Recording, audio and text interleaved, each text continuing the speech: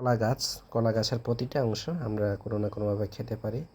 কলা থেকে শুরু করে কলার থোড়, কলার কচি অংশ বা বগলি আমরা বিভিন্নভাবে রান্না বা ভর্তা করে খেতে পারি। এগুলো বিভিন্ন পুষ্টিগুণে সমৃদ্ধ একটি খাদ্য।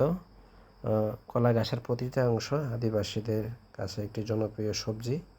আদিবাসীরা যে কোনো সবজি সেদ্ধ বা জাল করে তেল ছাড়া রান্না করে খেতে পছন্দ করে। আজকে তেল ছাড়া কীভাবে জাল করে রান্না করা যায় তার একটি রেসিপি শেয়ার করব। প্রথমে কিছু আস্ত কাঁচামরিচ, সাথে চিংড়ি শুটকি দিয়ে দিয়েছি এবং পরিমাণ মতো হলুদ ও লবণ এবং হালকা নাপির পানি পছন্দ না করলে শুধুমাত্র পানি, সাথে দেশি আলু ছোটো ছোটো স্লাইস করে কেটে দিয়েছি, একসাথে মিক্স করে চুলায় বসিয়ে দিব এবং আলু ততক্ষণ পর্যন্ত রান্না করব যতক্ষণ একটু সিদ্ধ না হয়ে আসে। আলু মোটামুটি সিদ্ধ হয়ে আসলে কলার কচি অংশগুলো আস্তে আস্তে দিয়ে দিব এবং আস্তে আস্তে নেড়ে চেড়ে নিব।